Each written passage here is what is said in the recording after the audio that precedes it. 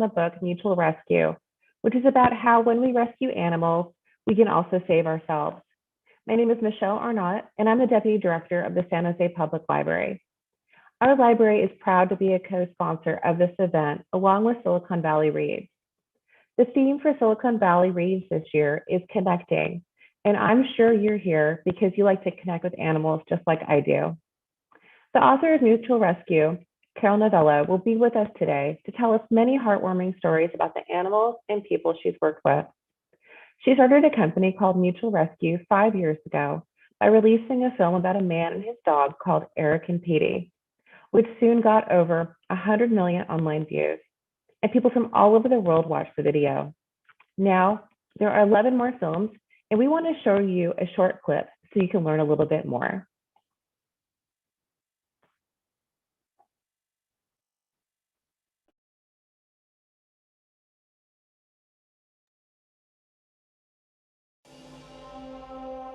I've heard people describe animals like angels, coming in and loving and supporting someone in such an amazing way.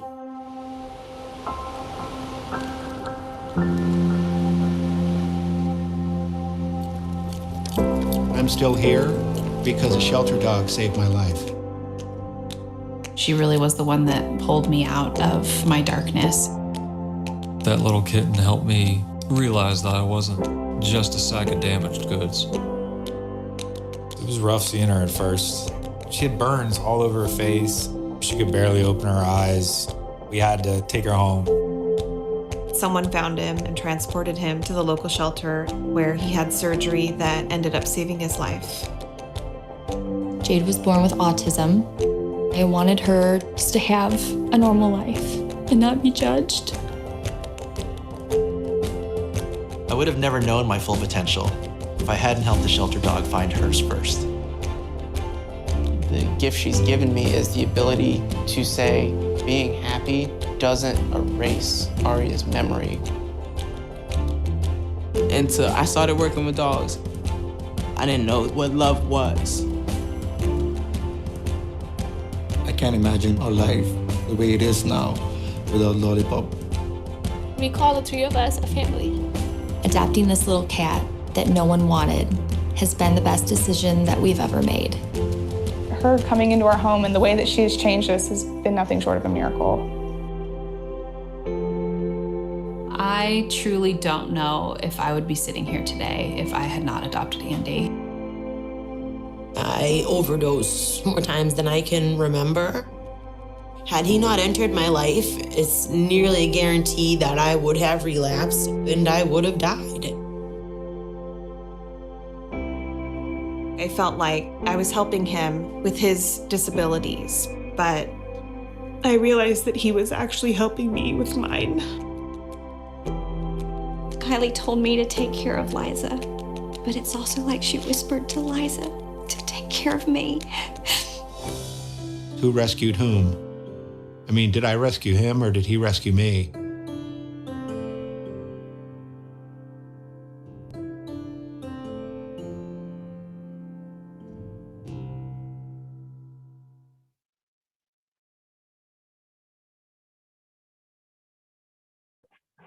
Now I'd like to introduce Jaime Allen, who works with children at Humane Society, Silicon Valley. She thinks pets are pretty special and that they can teach us a lot about ourselves and how we want to show up in the world. She has 2 big dogs named Minky and Bouncer and loves her job because she gets to help people make a difference in the lives of animals through volunteering and education-based programs. Welcome, Jaime. Thank you so much. I am so excited to be here. I'm sitting in my office at Humane Society, Silicon Valley, and don't be too jealous, but I have 2 shepherd puppies that just got adopted, and I think you might want to meet them. This is Bear. Bear's 8 weeks old. He's a boy. He's a big cuddler, and he likes to stay very, very close to his people. I have been spending the last hour with him, and I love him. So that's Bear. Hi. His sister is Jules. Come on, Jules. Look at Jules. Jules is very cute. She's also much more independent than her brother and likes to do her own thing. So we will get to see them a little bit later as well. But they just got adopted from the Humane Society. They did come in with their mom as strays, and we were able to take care of them until we found them a new family. So super excited to be here. Joining us from Georgia with her cats, I think either Herbie or Bodie are visiting, is our special guest, the founder and author of Mutual Rescue, Carol Novello. Hey, Jamie. It is so fun to see you. And let me hold up my guy. Here's Herbie. Bodie is declining not to join us right now, and we'll see how long Herbie sticks around. So we've got equal representation today. We've got dogs and cats. Very good. Yeah. Everyone, I had the honor of working with Carol during her 10 years as the president of Humane Society Silicon Valley. And as this puppy is biting my leg, hold tight. Oh, come here, gorgeous. Carol, I know that all your life you've loved and been loved by animals, the many cats and dogs. And Carol's book, Mutual Rescue, How Adopting a Homeless Animal Can Save You Too. It's really neat because it's a mixture of true rescue stories, scientific observations, and her own personal reflections. So after Carol and I get to chat a little bit, we will be taking questions from viewers. So start thinking about what you want to know. And welcome, Carol. Thanks so much for joining us. Thanks, Jamie. It's so fun to be with you. And I love that you've got Bear there. That's entertainment all on its own. I'm not sure we need anything else, but we should still have some conversation as background noise to watching Bear lick your face. Right. And that's puppy breath for you right there. So Carol, I've been dying to know, as a little girl, what kinds of pets did you have? What kinds of pets did you grow up with? So we always had animals in my house. We had always had cats. Cats were just kind of an ongoing presence. And then we also had a dog at one point as well. But there's a picture of me when I was a little baby and my mom is holding me in her arms and she's talking to my grandmother, and my grandmother is holding a cat in her arms. So I'm eye level, with the cat. So growing up, my siblings my human siblings were actually a lot older than I was. And so I was actually in the house growing up really a lot by myself a lot. I didn't really have human siblings growing up, even though I had them. So animals were really my companions when I was growing up. And so cats and our dog, Blueberry Muffin, were just part of my family and felt like siblings and friends, and just really enriched my experience as a child. Gosh, Blueberry Muffin, did you name your dog? No, I did not. Muff for short, and Muff was there when I arrived. So when I was born into a house that had Muff and Velvet. So I heard that at one point one of your kitties befriended your dad, unbeknownst to him. Can you tell us about that? Yeah, I share this story in the book, but it's one of my favorite stories from growing up in the context of animals and just what they can do in our lives. So this was back in the 1970s, which makes me super old for a lot of the people that I'm sure are on this Zoom call, but I would hang out in the kitchen a lot. So there was this, Harvest Gold refrigerator and avocado green countertops. And I'd be playing on the floor with the cats. And my dad would come in and he'd see me with the cats and he'd wag his finger at me and say, "Don't kiss the cat. Cats have germs." And I loved my dad. He was a wonderful man, but it just always perplexed me that he didn't like cats and he thought cats had germs. And then this one day, a cat named Chester made his way to our family. So my sister had a friend who had this cat Chester, and the landlord found out she wasn't allowed to have cats. So we were just going to keep Chester temporarily. So Chester came to our house and he just decided that my dad was his guy. And he just followed my dad everywhere. And Friday nights, my dad would go upstairs into his den to watch TV. He would watch a show back in the 70s called Wall Street Week with Louis Rukeyser. And it sounds as boring, at least for me then. It was so boring, and it sounds as boring as it sounds, if you're wondering. And so nobody in the family wanted to watch this show with my dad. But Chester would follow my dad upstairs every Friday night, hop up into his lap, curl up in the crook of his arm, and just purr and watch Lou with my dad. And one day I walked by and I did a double take, and I said, well, look who's kissing the cat. I couldn't believe it. And Dad was cuddling and kissing. Cuddling and yeah, I never in a million years did I think I was going to see that. But why I love that story so much is because of the way that Chester affected my father.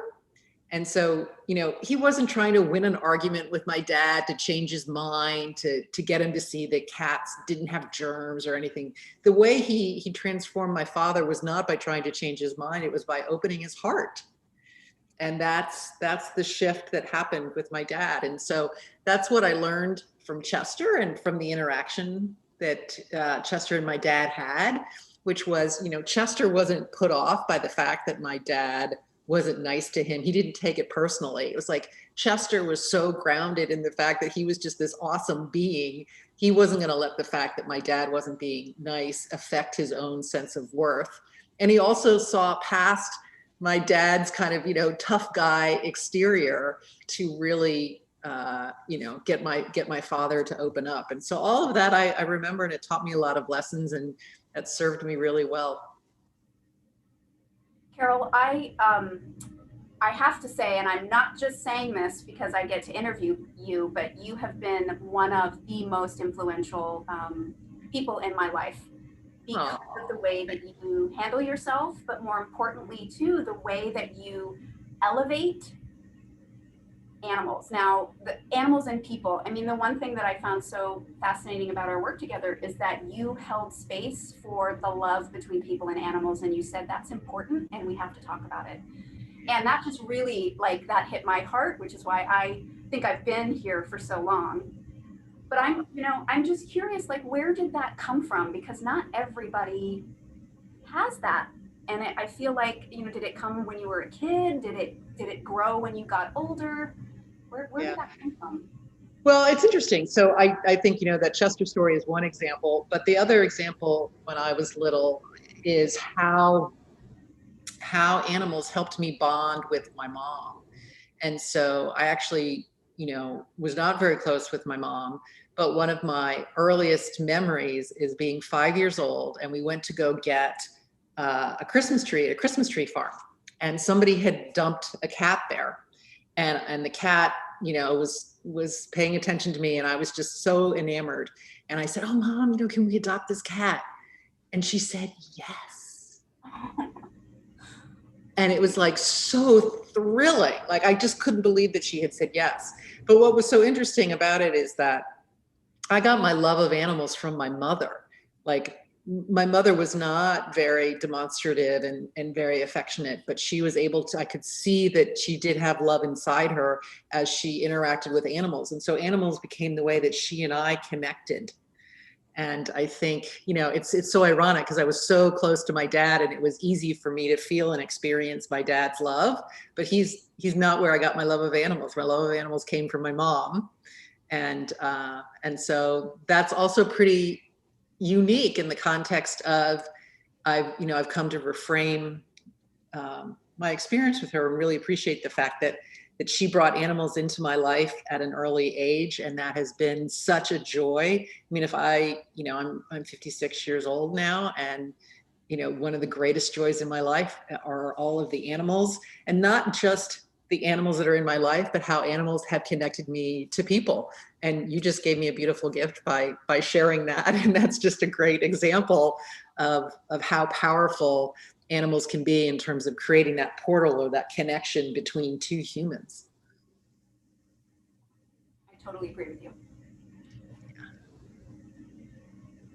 I think one of the things that I've been able to do with my time here, I get to work with people and kids here at the Humane Society. So kids mostly and animals, and I get to connect them. And I really hear what you're saying. It's like when you put them together, really special things happen. So can you talk a little bit? Because I mean, you've just done amazing things there at HSSV with people and animals. So how can families and children get involved at HSSV, and what are some of the opportunities that are there that you can talk about, or anything else about your work that you want to highlight for folks? Yeah, with the pandemic, things are a little bit different, as you probably know. But one of the things that we're looking at is building back up our volunteering program. So volunteers are the lifeblood of our work here at the Humane Society, and we look for children and their families to support the work, and then they get to learn things along the way. So one of the things right now is we're looking at some programs to help children who really think that they want to do something with animals when they get older. We want to continue to spark that excitement through direct hands-on time with puppies and working directly to help the shelter stay afloat. So that's outstanding. Well, one of the things I love, Jamie planned an activity once for a group of kids that came to HSSV, and I just thought it was so incredibly innovative. She worked with our veterinary staff, and a lot of times kids will say that they want to become veterinarians, and so she devised this opportunity for the kids to do spay neuter surgeries on, I guess it was a spay surgery on stuffed animals. And so they had little wooden sticks for the scalpel, and opened it up and pulled out the little ovaries and sewed them back up. And so it was just a really innovative and fun way to help kids kind of just get a taste of what it might be like to become a veterinarian at some point. So I've always loved your creativity. Carol, half the kids after that said, "Oh, I think I'm good. I'll try some other career." Well, that serves a purpose too. Think of how much time you saved them, so they didn't go down the wrong path. And I think that was actually, kind of your point. It's like, let's make this a little bit more real, because it's hard work taking care of animals. And, I certainly want to encourage any child that is listening that they think they want a career in animals.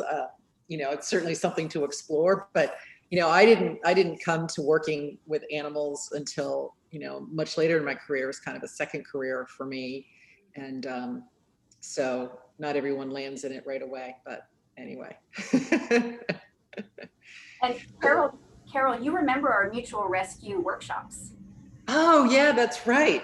I'd forgotten all about that, but yeah, you did some really amazing stuff with that. Tell us what you did with those, because that was really fun. Well, the book Mutual Rescue really helped sort of open my mind to some of the programs we could have at an animal shelter.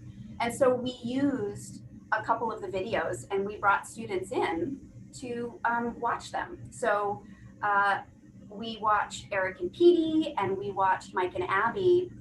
And essentially, we wanted to give kids a safe space to talk about their love of their animals, because unless you're at home, there isn't really a lot of places to talk about, your best friend, your cat, or the fact that it's hard for you to connect with your mom, but you and your pet really connect, and that helps you, right? Like, those are things we don't always talk about openly and outwardly. And so we watched these really, really powerful videos, and we saw our students open up like I'd never seen before, because they had a safe space to talk about some things that are important to them. We have so many seminal experiences as a child and nowhere to really process them all the time. And so it was really neat to be able to say, hey, you're allowed to feel that way, and we think that's special, and we want to surround you with people that feel that way too.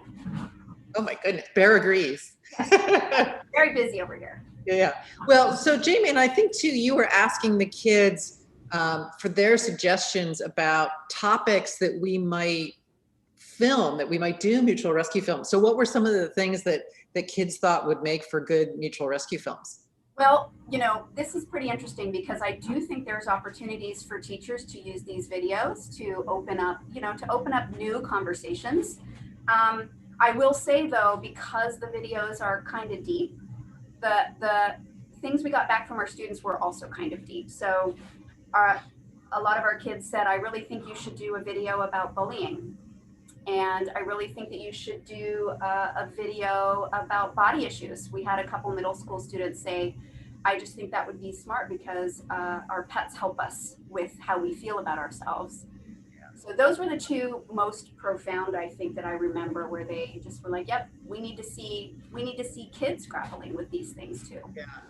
Well, it's interesting. There's a chapter in the mutual rescue book that talks about kids and the development of kids and how animals can play a role in that. And so there's all kinds of topics and ways, that animals and people can intersect. But I think one of my favorite aspects of the chapter that's about children is reading programs and how kids reading to animals that can really help with their retention and that's something that potentially is going to show up in their paycheck, years down the road. The fact that they got more comfortable with their reading skills because there's this safe place. They don't feel judged. And the animal is just soaking up the presence and the intention and enjoying the sound of the child's voice. So there's some good topics and good research that's in the book that might be of interest to folks too. So I know we're going to get to watch a 6-minute mutual rescue video in just a little bit, Jade and Trubs.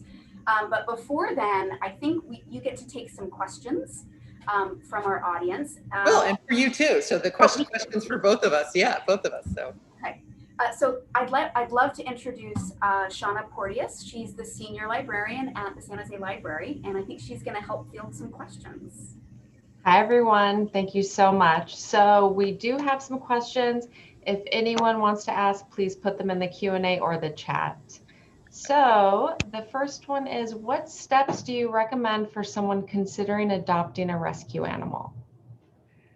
So I think one of the first things is to do an assessment of how an animal might fit into your life. So one of the things that we do at Humane Society Silicon Valley is we take matchmaking very seriously. And so we want to match an animal that is a good fit for a family's lifestyle. And so, asking questions. Puppies are wonderful, and they're also high energy and they take a lot of work. An older animal could be a better fit depending on kind of, what your needs are. So that's the most important thing. And then, working with an organization that can take the time and help make a good match for you in terms of lifestyle. I remember when I first got to HSSV, there was a dog that got adopted by a family. They were really active hikers, and the dog they adopted actually had a hip issue. And so they wanted to go out hiking all the time, and it was too much for the dog. So they ended up returning the dog to us, and we readopted the dog out to a guy who had a hip issue. He was a young guy, but he had a hip issue. And so he was hanging out on the couch with his dog that had a hip issue. So, making those appropriate matches for lifestyle and personality, I think, is far more important than anything about, like, what does the animal look like? What's the color of their fur? Any of those kinds of things. But Jamie, is there anything you'd add? I think you've hit the nail on the head, because, puppies are super cute, and then they come home with you and they are still super cute, but a lot of work. And so it's nice when you have somebody who can sort of help you decide what's going to be the best fit for your family, because that's what seals the bond, right? It's like, do we fit? Yeah. Jamie, earlier you mentioned some volunteer opportunities, and I know with COVID that might be more challenging, but we did get a question on what are some of those opportunities and how people can sign up or register. Yeah, right now, what we are doing is we're polling our community. COVID gave us a really neat opportunity to sort of stop and reassess what kinds of things our community wants from us, especially, our families. And so for the moment, what I would love is if anybody went on our website on the education page and took our survey to let us know what kinds of things they would like to help with or do. We do know that this summer we're hoping to open up some volunteering opportunities, and anybody that signs up for that survey will get an email once stuff opens up. So that's how you can do stuff on site, but gosh, there's so many ways that you can help animals from where you're sitting. Go through your closets and find all the towels that you're no longer using. We go through those so often. So even small things like that make a huge difference. We have two questions that are similar, and I think it really is, how do you best match a pet with a child or an adult? How do you find that match for some of the stories that were featured in the book? So I'm sorry, are you talking about a person deciding to adopt a pet or talking about it in the context of the book? Either. So one of them was, how do you decide what dog would be best for someone who has schizophrenia? And then how do you sort of match someone? Got it. Okay. Yeah. So there's a couple of different things.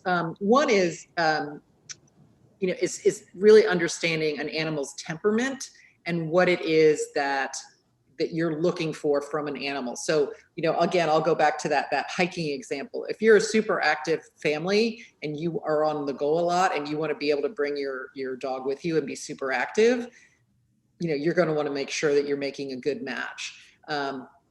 Somebody, with schizophrenia, I mean, I'm not a doctor, so I can't, necessarily make a prescription per se. And in that case, depending again on what the needs are, in particular, if it's, general companionship, probably just a quiet, calmer, cat or dog that just wants to cuddle might be appropriate, but, perhaps it might be more extensive, in which case maybe even a service or therapy animal could be a better fit there.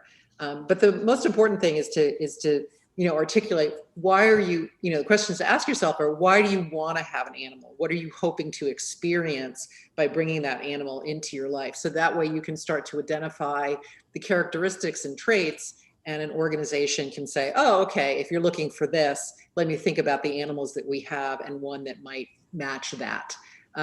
Story that I always remember that cracked me up was, there was a family that was coming into HSSV and they were looking to adopt a dog. And because they really wanted to spend time training the dog, and that was an activity they wanted to engage with. And they happened to walk by the cat area, and we had a cat at that time named Snowball, and he was a real pistol, and we'd had him in our care for a while. And our behavior team had started clicker training with him and teaching him tricks, and he'd twirl and touch a baton and do all this other stuff. And this family was so enamored with this cat that was doing tricks through clicker training, they ended up going home with the cat, so they had no initial plan. So it's just really kind of funny how it plays out when you're looking at the characteristics and the temperament match. So I think it's time for our next segment, but this last question sort of segues perfectly. It's like, how can a pet help a kid? And so I'll let you take it, Carol, because I know you're going to introduce a video and two special people. Yeah. So we will still be answering questions at the end of the program, so feel free to put it in the Q&A.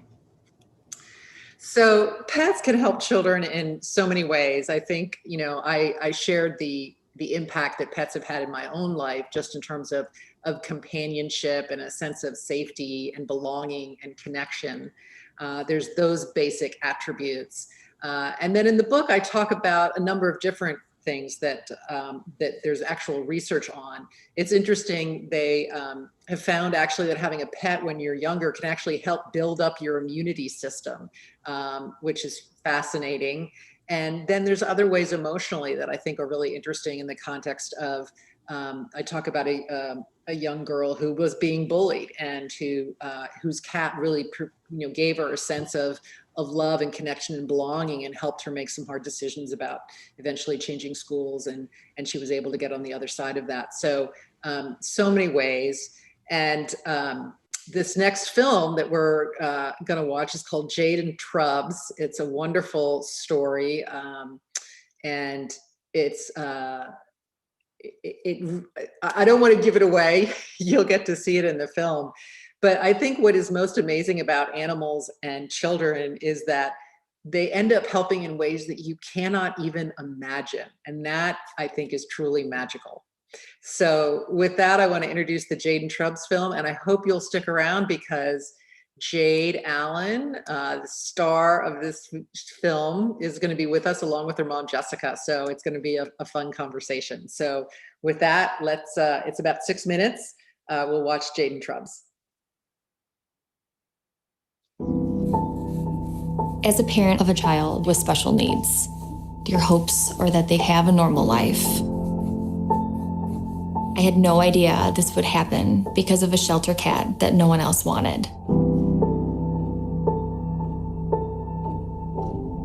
Jade, look. This is Jade. There you go. Jade was born with autism. Aww. She is such a fun, loving, playful little girl. Yummy ice cream. I want to eat some. But because of Jade's disability, she has a sensitivity to things in her environment. Jade didn't know how to interact with kids, got very frustrated, didn't know how to cope with a lot of things. But the roughest part of Jade's day was bedtime. When it was time for bed, all of her senses would kick into overdrive, and it was a nightmare. Jade was very sensitive to lights. Hot or cold would set her off. Very loud sounds. She'd get overstimulated and she wouldn't know how to calm herself down. She would cover her ears. She'd rock back and forth. She'd start crying, screaming, kicking her feet, playing on her hands. It was awful. Every night, I didn't know how to calm her down. And then all the other kids would wake up. To see your child go through something like this and not being able to help them. I wanted her just to have a normal life and not be judged.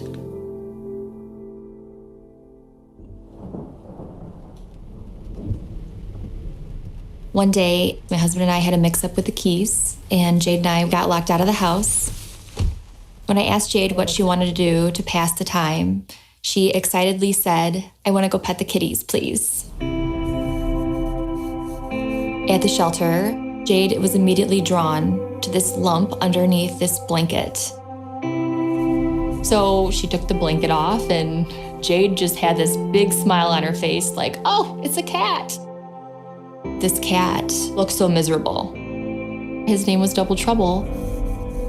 He had been in the shelter for 5 years with a viral disease. He had to get IV fluids, had no teeth, skinny, unsociable. It really looked like he was waiting to die. Jade was talking to him and wanting to know more about him. And then when she got up and she walked away, he followed her. She sat down. He came up and sat right on her lap and started to purr. The director was shocked and started to cry. She said he had never been social to anyone before. And then Jade looks up at me and says, "Mommy, can I please have him?" So we brought Double Trouble home and we named him Trubs. That night at bedtime, Jade was very upset. I was trying to calm her down, but I wasn't able to do it. That's when I noticed that Trubs walked in the room. He jumped on the bed and kneaded his paws against her chest. It was just an instant relief for her. She smiled and she peacefully fell asleep. It was just like the best feeling ever. Jade is able to fall asleep on her own. Every night after that, it became a routine that Trubs would wait for her in her bedroom and then put her to bed. It was like it was meant to be. Hi, Double Trouble. Jade's connection with Trubs just continued to help her from there. Jade started having more self-confidence, started to interact with other children. Before at school, she was having a hard time. Now she knows how to count, how to write. She's thriving. She tries new things. Nothing really bothers her anymore. I mean, she's a totally different kid. Trubs is amazing. Now, he doesn't require any daily medications, no weekly IVs. He's thriving. He's a fun, loving, playful cat. It was like all these years she was struggling. And just one night, everything changes. Hey, Trubs, I love you, and I'm your best friend. Sometimes we'll just look at Trubs and say, adopting this little cat that no one wanted has been the best decision that we've ever made. I love you, Trubs.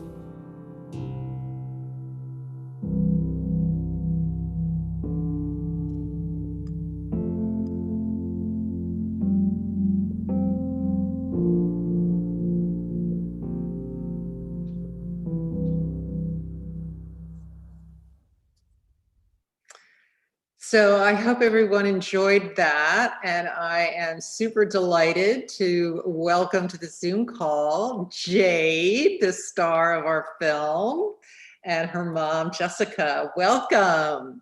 Hi. We're so delighted to have you guys here. Thanks for having us. Yeah, unfortunately, I know that Trubs passed after the making of that film, but I also know that you have welcomed some new kitties into your life. So tell us about that. So, his name is Norman. He is black and white, and he's a playful little cat. He plays fetch, and he has a crazy sister named Alice, and she is crazy, and she teaches him crazy tricks. Oh, that sounds like fun. I love it when cats play fetch. It's like they're dogs in a cat body. So that's super fun. It sounds like you're really enjoying both of them. My understanding is that there are quite a few pets in your family. Tell us about the other pets. I know there's more than Norman and Alice. Yes, 3 other cats. I have a golden retriever, a rabbit, a hamster, 2 birds. Oh my goodness, wow. That's quite a crew you've got there. So I know when we originally made the film, you guys were living in Illinois, and you've moved a couple times since then. And I understand that that having the film and then also your stories featured in the book, that was an interesting way for you to connect with people when you moved. Can you tell us a little bit about that? Yes, I get nervous. Talking to new people, I tell them about Trubs and being a book, and it makes me happy and comfortable. Oh, that's lovely. And Jessica, what's that like for you, to see Jade move into a new community and be able to make new friends that way? It's great because before she had a lot of social interaction that she just had a lot of problems with. She wasn't able to go up to just kids and just ask them to play. Being in the book and being in the documentary has really helped. That's the first thing she says when she walks up to someone is the book and her story about Trubs. And it just opens up a whole new conversation, and they become friends. They talk about animals, and it's wonderful. That's awesome. And what are some of the ways, what have people shared with you about your story? How they reacted to it? A lot are very excited. Some are shocked. Many have been able to identify with us. They share similar experiences and are happy that Jade and Trub's story actually went viral. It has opened a lot of eyes to some people that didn't think animals could really help them overcome obstacles. So them adopting animals has actually helped people go out and rescue. Yeah, that's very cool. And Jade, what about your teachers? What have your teachers shared with you about it? My teachers, What they say about it?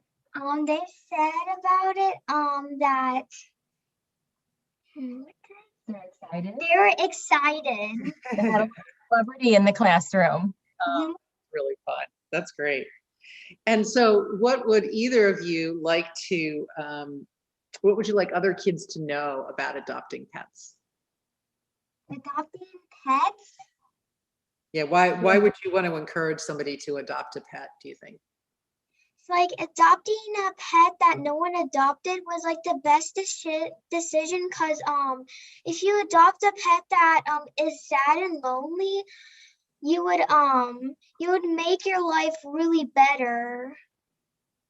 It helps you with social skills. It gives them respect and loyalty. It gives them a lot of patience. Mm-hmm. So I'm just curious, Jessica, how do you manage that? So, and how many kids? You have a big family, if I remember correctly. We have Jade, and she has 3 siblings, so there's 6 of us. Okay, and then all the animals on top of that. So you're that is amazing. Yeah, it's a lot of work. Yeah, but it sounds like it's worth it from your perspective. It's it's wonderful. I grew up having lots of animals. My grandparents loved animals, and I wanted the same for my kids, and it teaches them a lot of responsibility. So it helps out, huh? Yep, it does. Yeah. Well, if I remember too, I think your husband was a little hesitant at first about when you wanted to bring Trubs home. How did that play out? And I'm assuming he ultimately changed his mind. Well, we had a mix up with the keys, and he went and picked my mother-in-law up with my other 3 kids at the airport, and my mother-in-law's luggage got lost. So I had his keys, and for some reason he took the house key off, so I couldn't get into our house.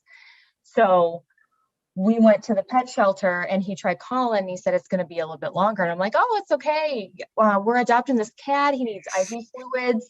He's on steroids. I got to give him medication every day. And he was just like, what are you doing? No, can we talk about this? I'm like, no, I'm learning how to start an IV on a cat. I'll talk to you later.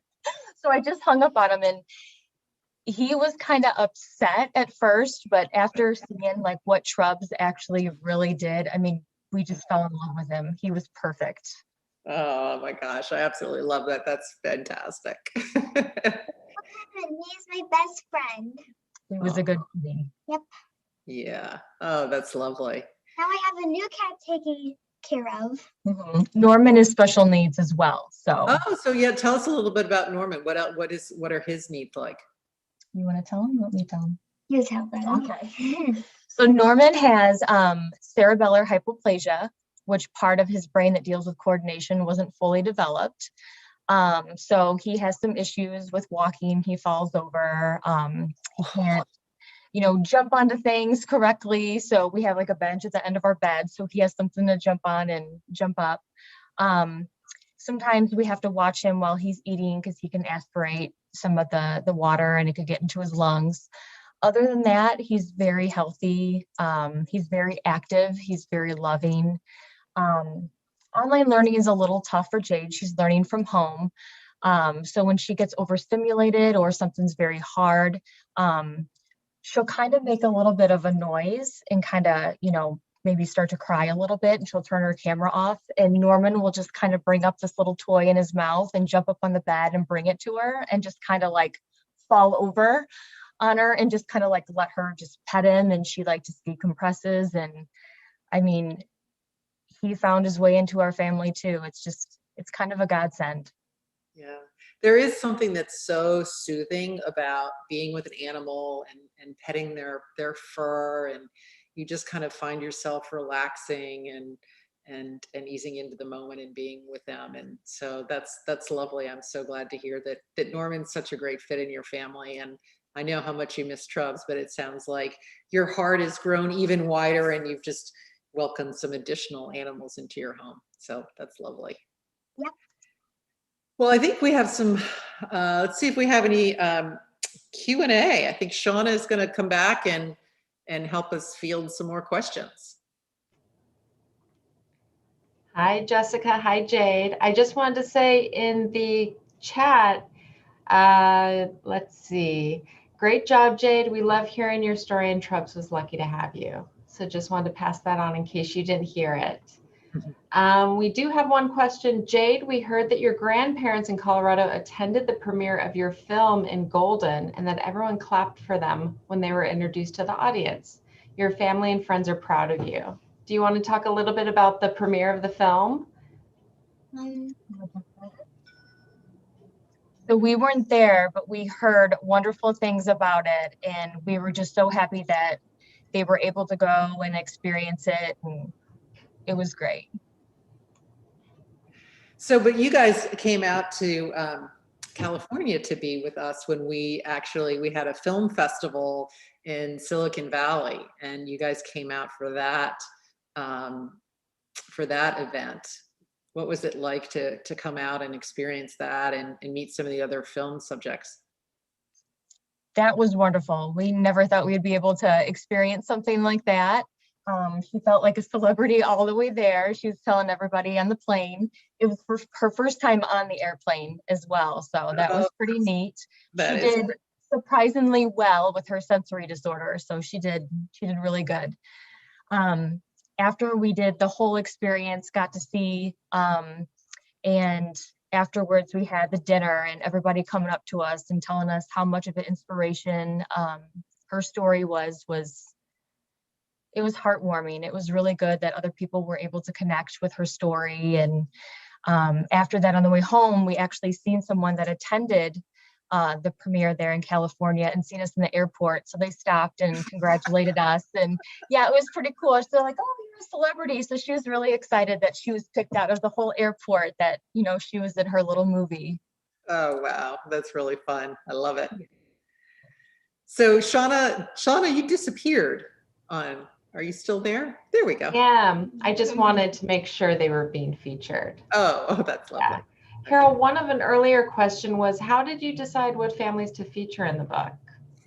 So when we launched the Eric and Petey film, we did a call for stories. And so we had hundreds and hundreds of submissions. And so we sorted through those. And then basically it was looking at the book. I decided I wanted to structure the book by dividing it into 4 sections: heart, body, mind, and connection. And then breaking down within each of those sections, having chapters that deal with specific issues related to the human condition. And so it was seeing what stories did we have that fit within that framework, what research was out there that would actually help support the story. So that's what kind of drove how the book came together. And we actually, Jade's story, we actually read about her story. I think it was People magazine did a profile on her, and we loved her story so much. There's very few exceptions. Almost everyone has submitted their story to us. And Jade is one of the few where we said, wow, we love her story, and we would love to do, we really wanted to do a story that focused on children. And there's tons and tons of research that's out there as well in terms of animals and how they can impact individuals that are experiencing or have symptoms of autism. So that all fit together really nicely. So we reached out to Jessica, and we were just very fortunate enough that they believed in mutual rescue and trusted us enough to be able to create a documentary on their story and their experience. And someone earlier had asked, are there any books like Mutual Rescue written for children? And I know that you did respond that there aren't any right now, but it could be a good collaboration between Jessica and Jade for a children's book. Well, I'll tell you, David Whitman, who is the executive producer of Mutual Rescue, has been wanting to do a kid's version of Mutual Rescue from day one. And so at some point, I would love it if we did children's specific books. And I'm sure that there are books that are like that out there today. Off the top of my head, I don't know of any. I don't know, maybe Jessica and Jade, are you aware of any Mutual Rescue like books for kids? I don't. Yeah, okay. All right, well then maybe there's a bigger need for it, and we'll need to prioritize that. I think so. And Jade, I had a question. Have you convinced any of your friends to adopt a pet after hearing your story? Yeah. Yeah. Can you tell us about it? Okay. Just She's a little one friend. nervous. Did they adopt a dog or a cat? A cat. Nice. Friends. We fostered, which I'm not allowed to foster anymore because I foster fail every single time. So we kept 2 out of the 4 that we had in the litter, and 2 of them had to go to friends because we wanted to be able to know where they went and keep tabs on them. So they still have them and they're doing well. So I'm not allowed to do that anymore. That's funny. You found a way to extend your family. Yes. I think we have enough right now. There is a question, Jade, how are your dogs and cats different? Do they play with you differently? Differently. So does Norman play with you differently? It's like Norman plays with me like differently because I say fetch and he goes to the toy and then he comes right up and he brings it to me. So I'm sorry, was that Norman that does that or was that the dog? It was both of them. Oh, okay. They both do the same thing. But Norman does. She has more of a connection with Norman. And I think it's just, it might be the whole special needs things. I think she knows that she's different and she just connects to animals that are different. So I think Norman is just her buddy. She absolutely loves him and he loves her. Oh, I love that. So sweet. We have a couple more minutes if there's any questions. Feel free to put them in the Q&A. In the meantime, do your dog and cats play together, Jade? Do they like each other? No. I don't. Not really because they like mostly fight. I see like the other cats, the big cats fighting with the dog. So our golden, he's still a puppy. He's just a little over a year old and he thinks he's one of the cats, but he's bigger than them and he just plays really rough and they're kind of like big Garfield cats. They just like to sleep and eat all day and they just really want to just lay around and he wants to play. So he'll come up and kind of growl and want to play and they're just like, no. So they'll kind of hiss and bat at him and then he'll kind of go lay down and then they'll kind of come up and then want to play with them. So it's like a love-hate relationship, but for the most part, they love each other.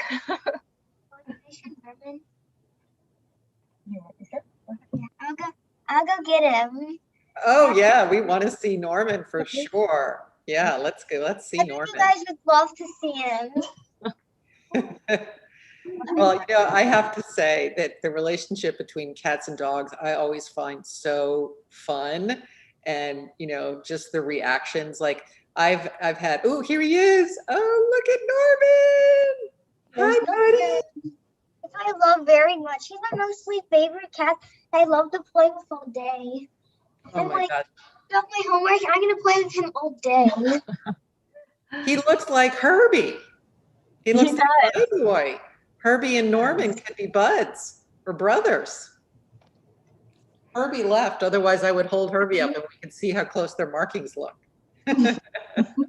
And Carol, people are wondering how they can help the Mutual Rescue Initiative. There's several ways. So first of all, sharing the films, telling people about the book is a great way to just get word of mouth out about the concept, which is changing the conversation from people or animals to people and animals. You can follow us on social media, Facebook, Instagram. You can go to our website, sign up for our newsletter. And we're going to be launching a new program in the fall. It's the Mutual Rescue Pet Pantry. And so if you follow us on social media and get on our mailing list, you'll be able to learn more about that. And essentially we'll be launching new films and new content related to how pet pantries help keep people and animals together when people fall on tough times. So there'll be opportunities to support pet pantries all across the country. by giving to their wish lists and making it possible to again keep animals in their home and with the people that they love. So more to come on that, and more mutual rescue films. But anything you can do to spread the word around the films and the book in the meantime would be greatly appreciated and help the cause. Well, thank you so much. Thank you for joining us this afternoon. I want to give a special thank you to Carol and Jamie, Jade and Jessica for sharing her story and reminding us of the profound relationship that can exist between our pets and us. I also want to thank Silicon Valley Reads for their partnership with San Jose Public Library. We have so many great programs for all ages. I encourage you to visit their website. I will put a link in the chat. And once again, thank you for joining us this afternoon. Wishing everyone a great night. Thanks, everybody. It's great to be here. Thanks, Jade. Thanks, Jessica. Thanks, Shauna. Thank you, Carol.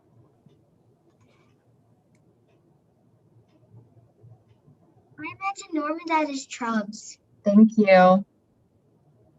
Hey.